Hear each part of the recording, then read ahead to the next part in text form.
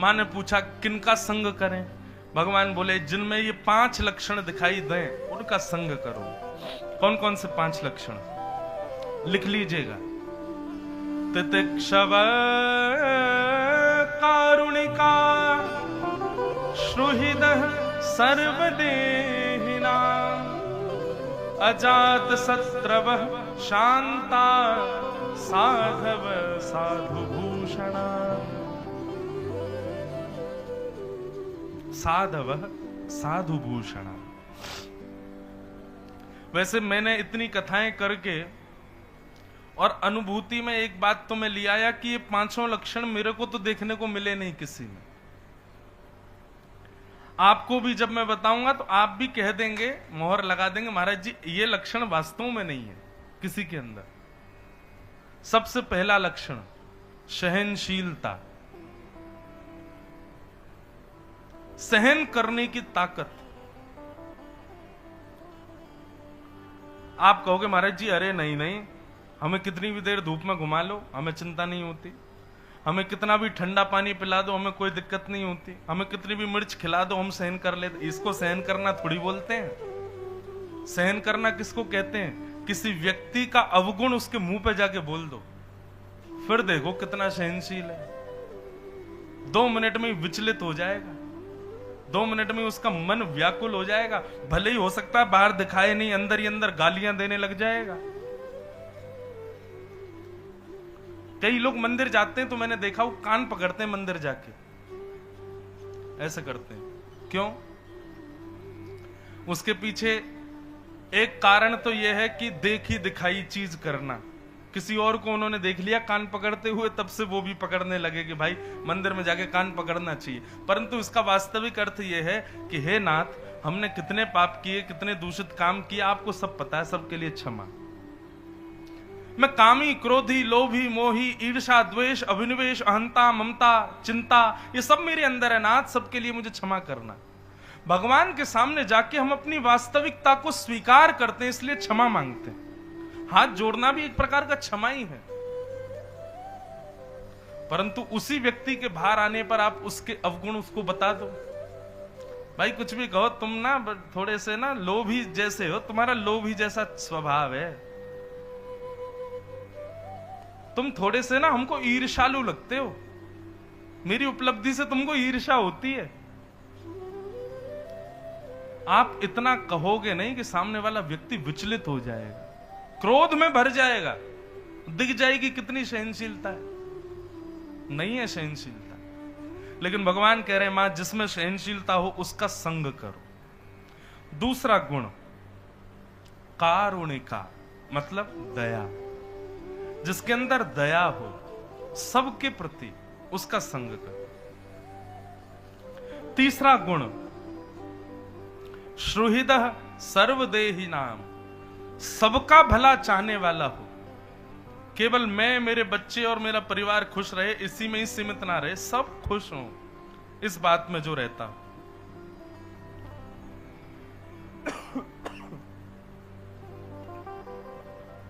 तितिक्षव कारुणिका सुहृदः सर्वदेही नाम। और चौथा लक्षण अजात शत्रु, किसी को भी अपना शत्रु ना मानता हो, किसी से भी शत्रुता ना रखता हो। और 5वां और अंतिम शांता, मौन रहता हो। मैया ये 5 लक्षण जिसमें हो उसका संग करना प्रारंभ कर दो। हमने अनुभव किया, इतनी कथाओं में ये विषय कहा है, ये 5 लक्षण मानव में नहीं है, हमको किसी में देखने को नहीं मिलेंगे। तो किसी में देखने को नहीं मिल रहे तो फिर क्या करें? अपने अंदर लाने का प्रयास करो। सबसे पहले तुम ही बनो। एक अंग्रेजी में कहावत कहते हैं ना, be the change you want to see in world. दुनिया में जो आप बदलाव देखना चाहते हो पहले अपने अंदर लाओ। तो ये 5 लक्षण लिख लीजिए। और एक बात और बता दें, इनको अपने अंदर लाना कैसे? उल्टे रूप में लेके आओ। मतलब पांचवा लक्षण पहले लाओ, चौथा लक्षण दूसरे नंबर पे, तीसरा लक्षण तीसरे नंबर पे, दूसरा फिर पहला। सबसे पहले आप सहनशील नहीं बन पाओगे। सबसे पहले क्या करो, सबसे पहले शांत बनो, शांता। आज से संकल्प लीजिए, थोड़ा कम बोलना प्रारंभ कीजिए। बहुत जल्पिक लोग, ज्यादा बोलने वाले लोगों की जीभ में दो दुर्गुण आ जाते हैं। एक दुर्गुण तो आता है कि उनकी बात का प्रभाव नहीं होता, ज्यादा बोलने वाले लोग। और दूसरा, बहुजल्पिक लोगों की जीव में असत्य संभाषण ज्यादा होता है। इसलिए पहले शांत रहो, मौन होना प्रारंभ करो। जैसे ही आप मौन रहने लग जाओगे तो फिर चौथा लक्षण क्या बताया था, अजात शत्रु, शत्रु ना होना। मौन रहोगे तो शत्रु बनेंगे ही नहीं। संस्कृत का एक सूत्र है, मौने च कलहो नास्ति। जो व्यक्ति मौन रहता उसकी कभी लड़ाई नहीं होती। लड़ाई होती ही उन लोगों की जो बोलते हैं। मौन व्यक्ति की कभी लड़ाई नहीं होती। तो मौन से प्रारंभ करो। मौन रहोगे तो अजात शत्रु बनोगे। अजात शत्रु बन जाओगे तो सबका भला चाहने वाले बन जाओगे। सबका भला चाहने वाले बनोगे तो दया अपने आप आएगी। और ये तीनों चारों जैसे ही आपके मन में आएंगे तो पांचवा यानी कि सहनशीलता, ये अपने आप व्यवस्थित हो जाएगी। अभी हम 5 वर्ष बाद भरतपुर आए हैं। जिनके घर रुके हैं और जो लोग भी हमसे मिलते हैं वो सब कह रहे, महाराज जी आप बदले बदले लग रहे हो, आप कम बोल रहे हो, आप रिजर्व हो गए हो, अब आप ज्यादा ऊधम नहीं मचाते, अब आप शांत रहते हो, आप कम बोलते हो। भाई ये बदलाव मुझ में ही नहीं आएंगे। आप भी कथा सुनते रहो, आप भी ऐसे ही होते चले जाओगे। कथा जीवन को बदलती है तो मैंने अपने ऊपर ही देख लिया। आप सम होते चले जाओगे, सम। फिर कोई ज्यादा अभिलाषाएं, इच्छाएं प्रकट होंगी ही नहीं हृदय में। और सत्य बता रहे हैं, सम होने में जो जीवन जीने का सुख है ना, आपकी कोई ख्वाहिश नहीं, कोई अभिलाषा नहीं, कोई इच्छा नहीं, उसके बाद आप जीवन जियो। कथा तो ये बदलाव करेगी जीवन में। तो मौन रहने से प्रारंभ करो, धीरे धीरे सब अपने आप आता चला जाएगा। इस प्रकार बहुत सुंदर है पूरा कपिल देव संवाद, बहुत बड़ा है लेकिन उसको हम प्रणाम मात्र करते हैं। भगवान कपिल ने मां को सारे भाव सुंदर सुंदर बताए। एक भाव और कहें, मां ने पूछा कि मंदिर में भगवान के जब दर्शन करने जाएं तो दर्शन की विधा क्या होनी चाहिए, ये हमें बताओ। तब भगवान कपिल ने बहुत सुंदर भाव बताए हैं, ध्यान से सुनिएगा। बोले, मां मंदिर में प्रवेश करते ही सबसे पहले भगवान के चरणों का दर्शन करो। और जब चरणों को भली भांति नेत्रों में बसा लो। अच्छा, कई मंदिरों में चरण दिखते ही नहीं ठाकुर। हमारे वृंदावन बिहारी लाल के तो एक ही चरण, साल में एक बार चरण दिखते हैं, अक्षय तृतीया पर। जगन्नाथपुरी जाओगे तो वहां पर भी ठाकुर जी के चरण नहीं दिखते। बड़े मंदिरों में इतने श्रृंगार हो जाते हैं कि ठाकुर जी के चरण श्रृंगार में ही ढक जाते हैं, मालाओं में, कहां से दिखे। तो क्या करें। तो बंधुओं, चरणों के प्रति नेत्र विराजमान करके, नेत्रों से चरणों की ओर देख के वहां भाव रखो कि ठाकुर जी के चरण हैं। और कैसे चरण हैं सुनो। संचिंतयेत् भगवतश्चरणारविंदम वज्रांकुशध्वज सरोरुह लांछनाट्यम उत्तुंग रक्त विलसन नख चक्रवाल ज्योत्स्ना विराहत महद हृदयांधकार। अच्छा, एक प्रश्न करें, कभी भगवान यदि प्रत्यक्ष आपके सामने प्रकट हो गए तो आप उनको पहचानोगे कैसे, बताओ। कोई आइडेंटिफिकेशन है आपके पास कि ये भगवान है? सब कहेंगे मोर मुकुट पहन के आएंगे, बैजंती माला पहन के आएंगे, ऐसे त्रिभंग लली लो मैं बन के आ जाऊं अभी पीछे से, मैं मुकुट पहने आऊं, बैजंती माला ऐसे खड़े हो जाऊं। स्वरूप तो कोई भी धारण कर सकता है। आप कहोगे सांवले से होंगे, आजकल खूब रंग लगा के। महाराज बिल्कुल ऐसा एक जगह कहा मैंने झांकी देखी, मेरे को विश्वास ही नहीं हुआ कि श्रीनाथ जी नहीं है, और वो कोई बालक ही था। थोड़ी देर में जब हिला तब पता चला कि अरे ये तो कोई बालक है। ऐसे ऐसी टेक्नोलॉजी रंग आ गए हैं कि महाराज आप भेद बता ही नहीं सकते। प्रत्यक्ष ठाकुर जी कभी आपके सामने आ गए, कैसे पहचानो? कोई प्रमाण है आपके पास? कोई पहचान है आपके पास?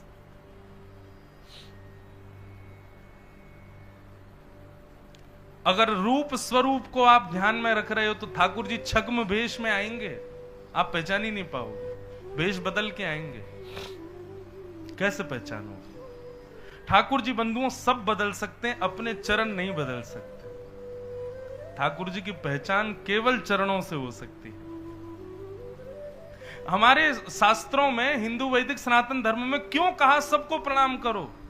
क्योंकि भाई चरण छुओगे और तुमको पहचान होगी तो पता चल जाएगा कि मैंने कहीं किसी और रूप में आए भगवान की पैर तो नहीं छू लिए।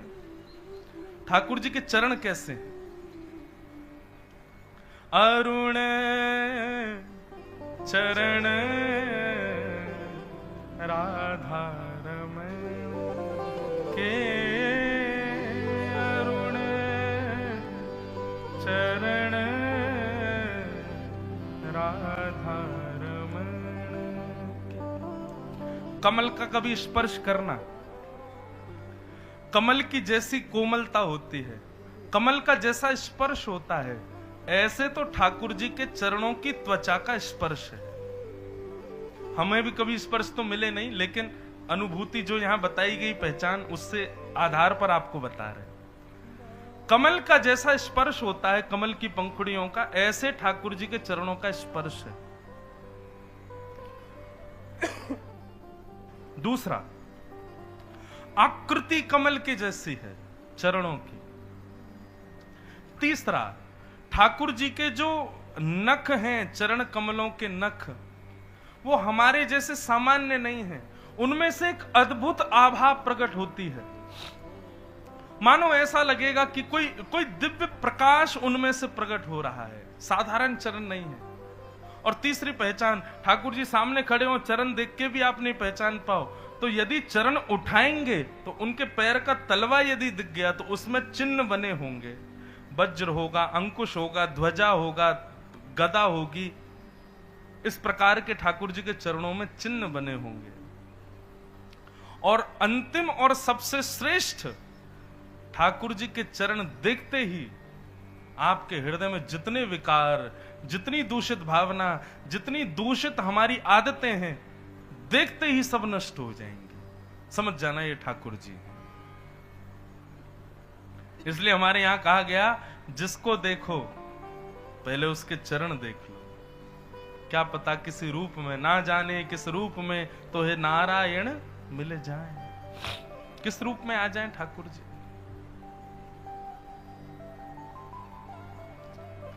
तो मैया सबसे पहले मेरे चरणों का दर्शन, उसके बाद धीरे धीरे ठाकुर जी के घुटने, फिर कटिभाग, फिर वक्ष, फिर ग्रीवा, फिर मुख, अंत में मुख का दर्शन करना चाहिए। आज हमारी कई बात मान के बिहारी जी जाइए और जाति ऐसे ही दर्शन करना, पहले चरणों को ही देखना। कितने भी सुंदर बने खड़े हों, ठाकुर जी सुंदर श्रृंगार करते इसलिए ताकि भक्त आके पहले मेरे मुंह पे ही अटक जाए। आप भी आज चतुर बन के जाओ, सबसे पहले चरण ही देखना, उसके बाद फिर घुटने देखना, फिर कमर देखना, फिर वक्ष देखना, फिर ग्रीवा, फिर मुख देखना। आप कहेंगे इससे क्या होगा? आप जब मंदिर से बाहर आओगे, जब जब नेत्र बंद करोगे, तब तब वो स्वरूप आपको दिखेगा, वो हृदय से जा नहीं पाएगा स्वरूप। एक प्रकार का स्कैनिंग है ठाकुर जी की। अभी क्या होता है, हम दर्शन करके आए, भूल जाते हैं कैसे थे ठाकुर जी। इस प्रकार आप दर्शन करोगे, कभी नहीं भूल पाओगे कि ठाकुर जी का ये स्वरूप कैसा है। मैं तो खुद प्रैक्टिकल करके देखे। हम श्रीनाथ जी जितनी बार गए उतनी बार का भाव बता सकते हैं कि इस समय गए थे तब ठाकुर जी ने ऐसी पोशाक पहनी थी, ये माला थी, मुकुट ऐसा था, ये था, ये था, ये वहां का वातावरण था। क्यों? क्योंकि विधा ऐसी बताई गई, उस विधा के अनुसार दर्शन करोगे। अच्छा, एक और बात, मंदिर में कई लोग आंख बंद करके खड़े होते हैं, तो फिर मंदिर ही क्यों आए हो जब आंख ही बंद करनी है तो? लेकिन एक बात कहें, आंख बंद करने की विधा है, पर कैसे? पहले ठाकुर जी को दर्शन करो, दर्शन करके उस छवि को हृदयांगित करो, और फिर नेत्र बंद करके चेक करो कि दिख रहे हैं कि नहीं भीतर। नेत्र बंद करके देखो, ये स्वरूप जो बाहर है ये भीतर दिख रहा है कि नहीं।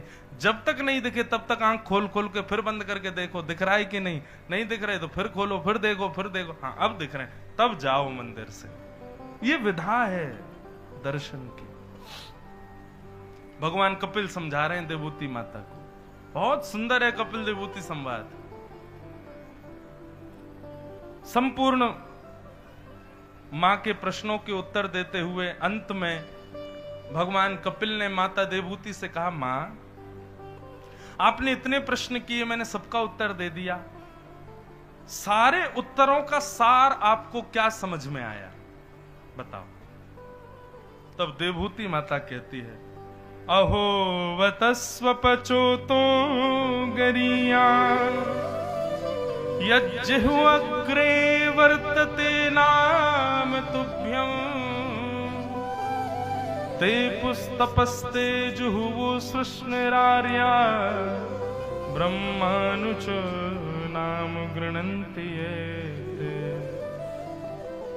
बोले हे नाथ बताऊं मुझे क्या समझ आया। बोले क्या। बोले संसार में जीव का यदि उद्धार करना हो, ना तप से होगा, ना जप से होगा, ना यज्ञ से होगा, ना मेरू समान पर्वत दान करने से होगा, ना गंगा स्नान से होगा, ना किसी से होगा। बोले क्या।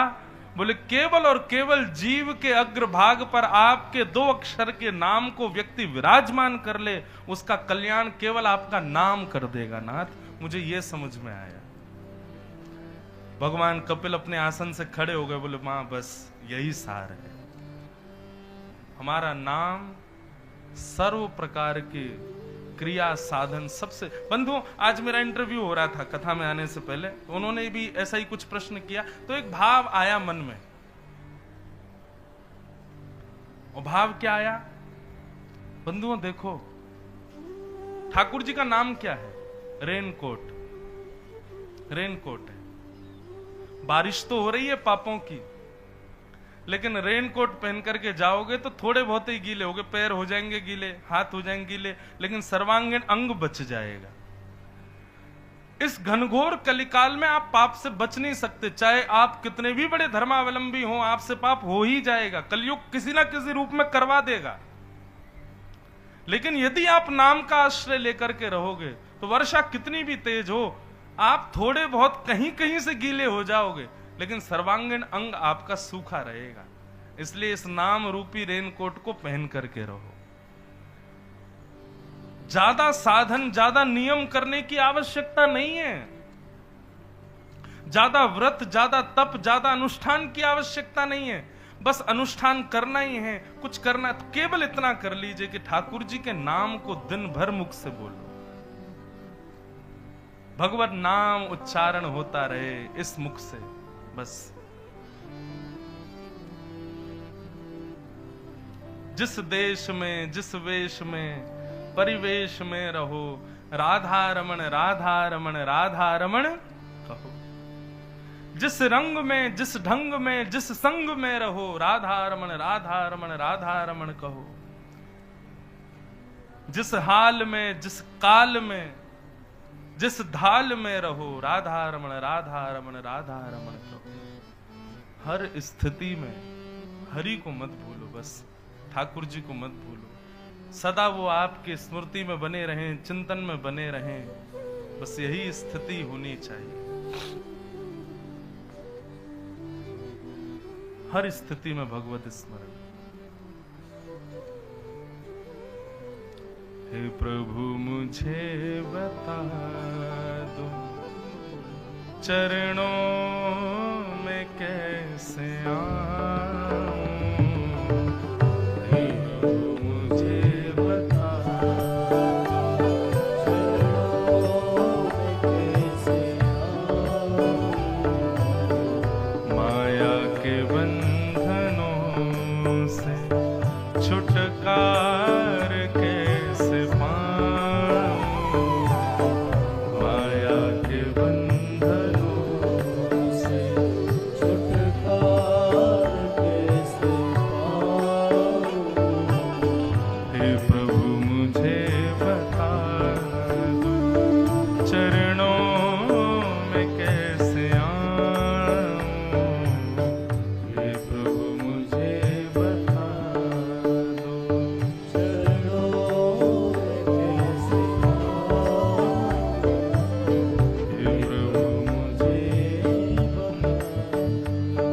ना जानू कोई पूजन, अज्ञानी हूँ मैं भगवन। ना जानू कोई पूजन,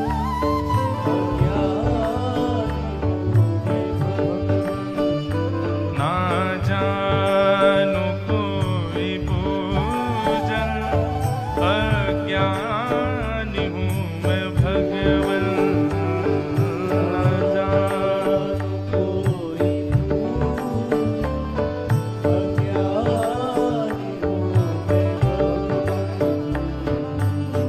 अवगुण भरा हृदय में, अवगुण भरा हृदय, तो इससे कैसे मैं दिखाऊं। अवगुण भरा हृदय में, इससे कैसे मैं दिखाऊं। हे प्रभु मुझे बता दो, चरणों में कैसे आऊं। हे प्रभु मुझे बता दो, चरणों में कैसे आऊं। माया के बंधनों से छुटकार कैसे पाऊं। माया के बंधनों से छुटकार कैसे पाऊं। हे प्रभु मुझे बता। बोल वृंदावन बिहारी लाल की। गोस्वामी तुलसीदास जी की एक रचना है, उसका नाम है विनय पत्रिका। विनय पत्रिका में गोस्वामी जी ने कई ऐसे भाव कहे जो जिनका अवकाश उनको लिखने का मानस में नहीं मिल पाया। उन्होंने उन भावों को, उन पदों को विनय पत्रिका में लिखा। विनय पत्रिका का एक इतना सुंदर पद है, पूरा पद गाने में तो बहुत समय लगे, लेकिन उस पद का भाव इतना अद्भुत है। हरि तुम बहुत अनुग्रह कीनो। हे नाथ, आपने मुझ पे बहुत बड़ी कृपा की है। भगवान बोले क्या कृपा की भैया हमने तो पे? तो गोस्वामी जी कह रहे हैं, देखो इसको कहते हैं चतुर भक्त का लक्षण। ये लक्षण आपको पता होना चाहिए, इसलिए मैं बता रहा हूं। हरि तुम बहुत अनुग्रह कीनो। भगवान बोले हमने क्या अनुग्रह किया भैया तुम्हारे ऊपर? तो गोस्वामी जी लिखते हैं, साधन धाम विबुध दुर्लभ तन, मोहि कृपा कर दीनो। हे नाथ, इस संसार से बचने का एक ही साधन है और वो है मानव तन, क्योंकि इसी से साधन होते हैं, इसी से भजन होता है। और आपने कृपा करके मुझको मानव बनाया, ये आपकी बड़ी कृपा है ठाकुर जी। भगवान बोले अच्छा, बहुत बढ़िया बात, और क्या कहना चाहते हो? बोले कोटियों मुख कही जात ना प्रभु के एक एक उपकार। मैं एक नहीं हजारों करोड़ों मुख से भी आपके उपकार बताऊं ना ठाकुर जी तो भी कम पड़ जाएंगे, आपने इतना उपकार किया। देखो भक्त को कभी कभी ये ज्यादा भाव में नहीं रहना चाहिए, कभी कभी चतुर भी बनना चाहिए अपने कल्याण के लिए। इसलिए गोस्वामी जी के इस भाव को बहुत ध्यान से सुनना। गोस्वामी जी ने पहले तो भगवान की बड़ी प्रशंसा की, बोले आप तो बड़े कृपालु हो ठाकुर जी, मैं तो करोड़ों मुख से भी आपकी प्रशंसा नहीं कर सकता, आपने इतनी कृपा मुझ पे की। लेकिन तदपि नाथ कछु और मांगे हूं। हे नाथ, इतनी कृपा आपने मुझ पे करी, परंतु मैं अपने स्वभाव से बाज कैसे आऊं? मेरी थोड़ी और मांगने की इच्छा है। दीजिए परम उदार, आप कृपा करके मुझे और एक वस्तु दीजिए। भगवान बोले हाँ हाँ मांगो, क्या चाहिए? गोस्वामी जी बोले पहले थोड़ा भाव समझिए। विषय वारी मन मीन भिन्न नहीं होत कबहु पल एक। बहुत ध्यान से सुनिएगा। गोस्वामी जी कह रहे हैं विषय रूपी जल में, संसार के जितनी भी विषय हैं माया के, इस विषय रूपी जल में मेरी मन रूपी मछली घूम रही है ठाकुर जी। कभी समोसा के पीछे भागती है, कभी जलेबी के पीछे भागती है, कभी कचौड़ी। ये तो मैं बड़े अच्छे नाम बता रहा हूं, मन तो बहुत बुरी बुरी जगह भागता है। तो ठाकुर जी मन रूपी मछली विषय रूपी नदी में घूम रही है। भगवान बोले अच्छा, ताते सहो विपत्ति अति दारुण जनमत जानी अनेक। और इस मन रूपी मछली के विषय में घूमने की वजह से मैं बड़ा दुखी हूं, पाप कर रहा हूं ठाकुर जी। भगवान बोले बात तो तुम्हारी सही है, हमसे क्या चाहते हो? गोस्वामी जी कहते हैं कृपा डोरी वंशी पद अंकुश परम प्रेम मृदु चारो। हे नाथ, जिस प्रकार एक मछली पकड़ने वाला व्यक्ति वो बंशी सी लेके जाता है, उसमें धागा लगा होता है, धागे में कांटा लगा होता है और जाकर के कांटा फेंक देता है नदी में और एक टक बैठा रहता है, उस धागे को एक टक एक अपलक नेत्र से देखता रहता है। जैसे ही वो धागा थोड़ा सा हिलता है तुरंत वो पीछे खींच करके मछली को बाहर निकाल लेता है। भगवान बोले हाँ बात तो ठीक है। तो बोले ठाकुर जी हम चाहते हैं आप अपनी कृपा रूपी वंशी लेकर के जाओ और हमारे विषय रूपी नदी में अपनी कृपा रूपी वंशी के धागे को फेंको और आप एक टक बैठे रहना। हमारा मन विषयों में भटकता भटकता भटकता भटकता जब आपके धागे से आके टकराए आप तुरंत खींच करके उसको बाहर निकाल लेना। ठाकुर जी बोले कितने चतुर हो गोस्वामी जी आप हैं। मन विषयों में फंसा तुम्हारा, विषयों में घूम रहा तुम्हारा और धागा लेके हम जाएं और हम ही बैठे रहें कि कब ये आवे और कब हम निकालें। मैं तुम नहीं निकलोगे, हम निकाले तुमको। बोले यही तो चाहिए ठाकुर जी आपसे। समझ में आई बात? गोस्वामी जी की बात है भैया। अच्छा इसका भी तर्क देते हैं गोस्वामी जी, आप क्यों निकालोगे मेरे मन को? मन मेरा, विषय मेरे, फंसा मैं हूं, आप क्यों निकालोगे? भगवान ने कहा मैं क्यों निकालूं? तो फिर गोस्वामी जी कहते हैं तुलसीदास यही जीव मोह रजू जेही बांध्यो सोई छोरे।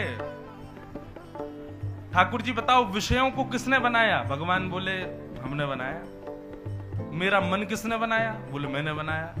विषय भी आपने बनाए, मन भी मैंने आपने बनाया और इन विषयों में मन डाला भी आपने। तब जब सब किया ही आपने तो फिर हम क्यों प्रयास करें? हम तो घूमते रहेंगे, कभी आके अगर आपके चरणों से टकरा जाए तो हमको निकाल लेना यहां से।